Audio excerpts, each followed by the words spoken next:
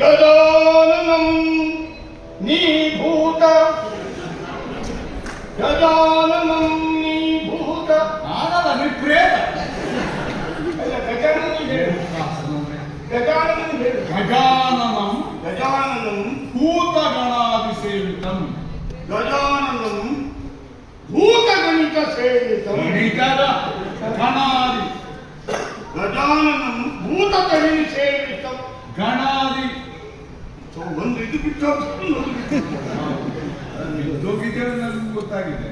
ಗಜಾನನಂ ಭೂತ ಭೂತ ಗಣಾದಿ ಸೇವಿತ. ಗಣಾದಿ ಸೇವಿತ. ಕಪ ಪಿತ್ತ ಕಲ್ಯ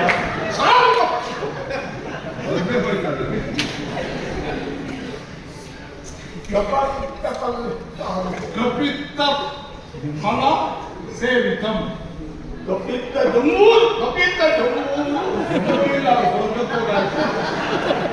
ಕಪಿತ್ತ ಜಂಬೂ ಕಪಿತ್ತ ಜಂಬೂ ಫಲಾದಿ ಸೇವಿತಂ. ಕಪಿತ್ತ ಜಂಬೂ ಫಲಾದಿ ಸೇವಿತಂ. ಅಮ್ಮಮ್ಮ ಸುತಂ ಅಮ್ಮಮ್ಮ ಸುತಂ ಅಮ್ಮಮ್ಮ ಸುತಂ ಶೋಕ ನಕ್ಷ ಕಾರಣಂ. ಶೋಕನಾಶ ಶೋಕನಾಶ ಕಾರಣಂ. ಮಾರ್ನಮಿ ನಮಾಮಿ ನಮಾಮಿ ವಿಘ್ನೇಶ್ವರ ವಿಘ್ನೇಶ್ವರ ಪಾದ ಪಂಕಜಂ. ಪಾದ ಪಂಕಜಂ. ಪಾದ ಪಂಕಜಂ. ಈಗ ಹೇಳ್ತೇನೆ ನೋಡಿ.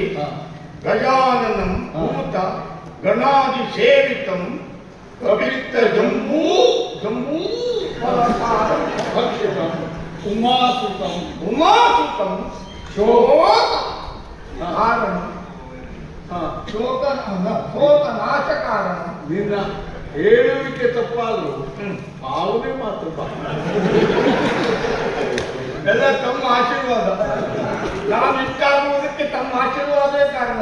ಇಷ್ಟೇ ಕಲಿತದ್ದು ಮತ್ತೆ ತಾವು ಹೇಳಿದ್ದೀರಲ್ಲ, ಶಿಷ್ಯನೊಬ್ಬ ಮೇಲ್ ಹೋಗುದಿದ್ರು ಗುರುಗಳು ಕೈ ಎತ್ತಬೇಕು, ಕೆಳಗೆ ಹೋಗುದಿದ್ರು ಗುರುಗಳೇ ಕೈ ಎತ್ತಬೇಕು ಅಂತ ಶಾಪ ಅನುಗ್ರಹ.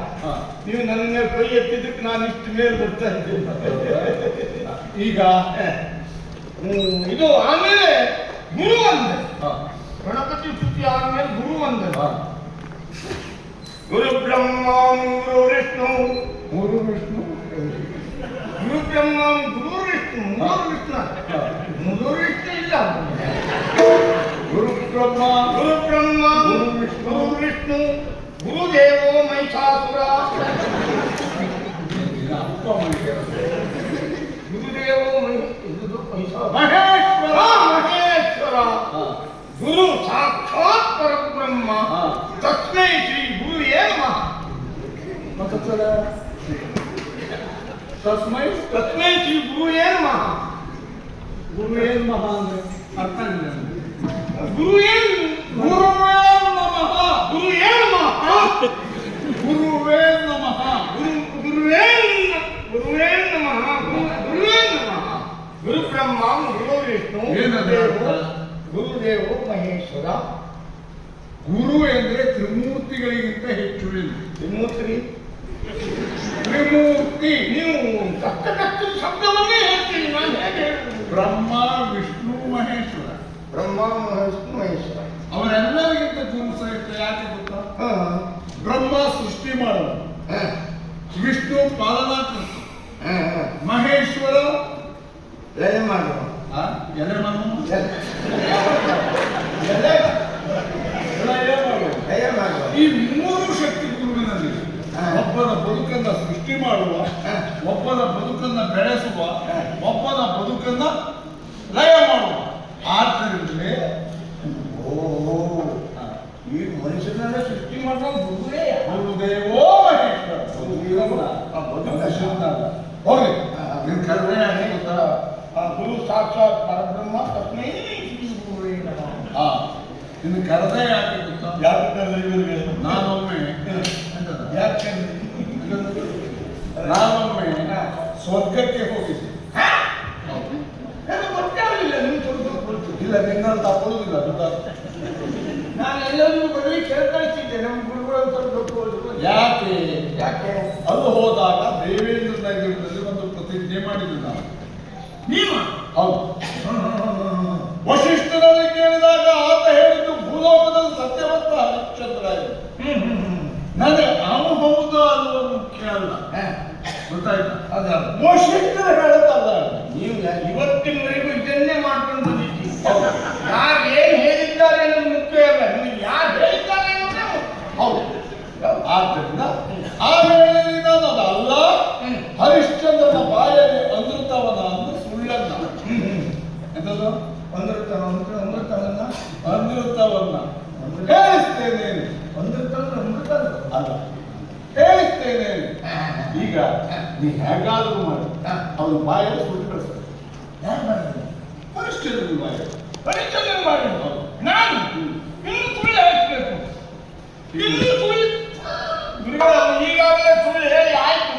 ಸುಳ್ಳು ಹೇಳೋದು ಗೊತ್ತಾಗ್ತದೆ. ಯಾವಾಗ ಯಾವಾಗ ನಿಮ್ಗೆ ಗೊತ್ತೇ ಆಗುದಿಲ್ಲ, ನಿಮ್ಗೆ ತಲೆ ತಪ್ಪಿದ್ದಾರೆ.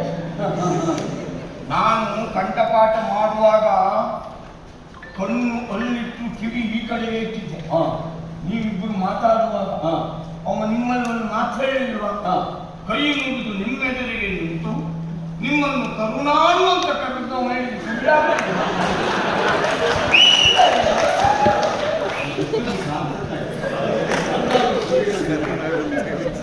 ವಿಷಯ. ನಮ್ಮ ಕುಟುಂಬದ ಮೇಲೆ, ಸೂರ್ಯವಂಶದ ಮೇಲೆ ಅಪಾರ ಗೌರವ ಅವನಿಗೆ. ಅವನ ಮಗನಿಗೆ ಬಂದಂತ ರೋಗ, ಹೌದು, ನೀರು ತುಂಬ ಜಲೋಗ ಆಯ್ತಾ. ಆಮೇಲೆ ಅವನ ತಂದೆಯನ್ನ ಸ್ವರ್ಗಕ್ಕೆ ಕಳಿಸಿದ್ರು. ಅದನ್ನ ನೀವು ಎಷ್ಟೊತ್ತಿಗೆ ಸ್ವರ್ಗಕ್ಕೂ ಹೋಗ್ತೀರಿ, ಬೇರೆಯವ್ರಿಗೆ ಕಳಿಸ್ತೀರಿ. ಹಾಗಾಗಿ ನನ್ನ ಮೇಲೆ ಗೌರವದಿಂದ ಹೇಳಿದರು. ಆ ಕಾರಣದಿಂದಲೇ ಅವ ನಿಮ್ಮನ್ನು ಕರುಣಾಳು ಅಂತ ಕೈ ಮುಗಿಸಿದ್ರು. ಹೌದು. ಹಾಗಾಗಿ ಅವನು ಸುಳ್ಳು ಹೇಳ್ದಾಗಲಿಲ್ಲ, ಖಂಡಿತ ಸತ್ಯವನ್ನೇ ಹೇಳಿದ್ದಾರೆ. ಹೌದು. ಈಗ ನಾನು ಅವನನ್ನು ಸುಳ್ಳು ಹೇಳಿಸಿದೆ, ಅವನನ್ನು ಏನಾದ್ರೂ ಮಾಡ್ತಾರೆ. ನಾವು ಎಲ್ಲಿ ಮಾಡ್ತೀವಿ? ಅವನ ಕಾಶಿಗಳು. ಕಾಶಿಗೆ? ಹೌದು.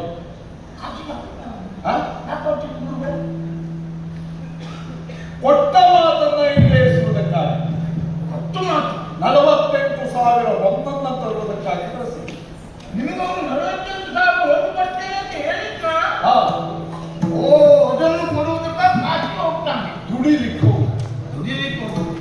ಆಗ ಅವನನ್ನು ನಾನು ಪೀಡಿಸಿ ಕೊಡ್ಲಿಕ್ಕೆ ಆಗುದಿಲ್ಲ ಅಂತ ಅವನ ಬಾಯಲ್ಲೇ ಹೇಳ್ತೀವಿ. ಹೇಗಾದ್ರೂ ಪೀಡಿಸು. ನಾವು ಇಲ್ಲಿವರೆಗೆ ಆಶ್ರಮದಲ್ಲಿ ನಾವು ನಿಮ್ಮನ್ನು ಇದು ತಕೊಳ್ಳೇ ಇಲ್ಲ. ಎಂತದ್ದು ಕೇಳಬೇಕು, ಎಂತದ್ದು ಕೇಳ್ಕೊಡ್ಬೇಕು. ಅದೇ ಶಿಕ್ಷಾವೇತನ, ಗುರುಕಾಣಿಕೆ ಇದೆಲ್ಲ ಉಂಟಲ್ಲ, ಅದು ಕೊಡಲಿಲ್ಲ. ಅದಕ್ಕೆ ಅವನದಕ್ಕೂ ಹೋಗುವ ನಾನು ವೇತನ ಕೊಡಬೇಕು. ಗಟ್ಟಿ ಇದ್ದದ್ದೇ ಆದ್ದರಿಂದ ಅದನ್ನು ಕುಡಿಸುವ ಅದಿತ್ತು ತಾನೇ.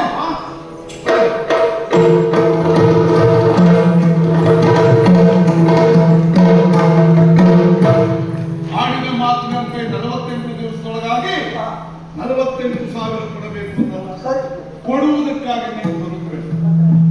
ನಿನ್ನ ಜೊತೆಯಲ್ಲಿ ಇವನನ್ನು ಕಳುಹಿಸಿಕೊಡ್ತೇನೆ. ನನ್ನ ನೆಚ್ಚಿನ ಶಿಷ್ಯ, ಅವನಿಗೆ ಕೊಟ್ಟರೆ ಸರಿ ನನಗೆ ತಲುಪ್ತದೆ. ಮತ್ತೊಂದು ಮಾತು, ಈಗ ಬರಿದೇ ದುಡಿಯುವುದು ಯಾರಿಗೂ ಇಷ್ಟ ಇಲ್ಲ. ನಿಮಗಾಗಿ, ನಿಮಗೆ ಸಹಾಯ ಮಾಡುವುದಕ್ಕಾಗಿ ಅವನು ಬರುವ ಮಾತ್ರದಿಂದ ಅವನಿಗೆ ವೇತನ ಕೊಡಬೇಕು.